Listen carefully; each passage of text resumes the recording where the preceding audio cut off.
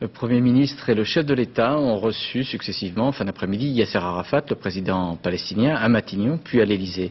Hier, le Premier ministre israélien, Ariel Sharon, appelait les dirigeants palestiniens à conclure un cessez-le-feu, mais refusait le gel des implantations juives.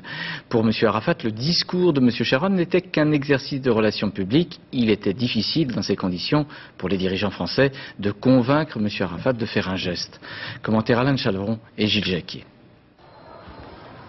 Yasser Arafat avait l'air grave en partant ce soir pour Matignon où l'attendait Lionel Jospin.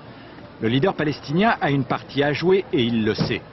La communauté internationale est mobilisée pour mettre en œuvre un plan américain, le plan Mitchell, qui prévoit que chacune des parties contribue à réduire la violence, ce que les deux ont accepté, mais aussi le gel de la colonisation israélienne, ce qu'Ariel Sharon a refusé.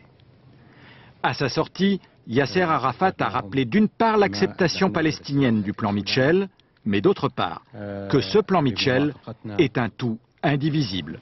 Son ministre des Affaires étrangères Nabil Chat a enfoncé le clou. La différence entre notre position et celle des Israéliens, c'est que nous acceptons tout le plan Mitchell. Nos obligations et les leurs. Eux ne voient que nos obligations et ne voient pas les leurs. Sur le terrain aujourd'hui, malgré l'appel au cessez-le-feu d'hier lancé par Ariel Sharon, les combats ont continué. Un Israélien a été tué dans cette voiture près de la colonie d'Ariel. Il y a quelques minutes, Yasser Arafat est arrivé au palais de l'Élysée. Jacques Chirac, comme Lionel Jospin tout à l'heure, lui demandera sans doute un signe de bonne volonté.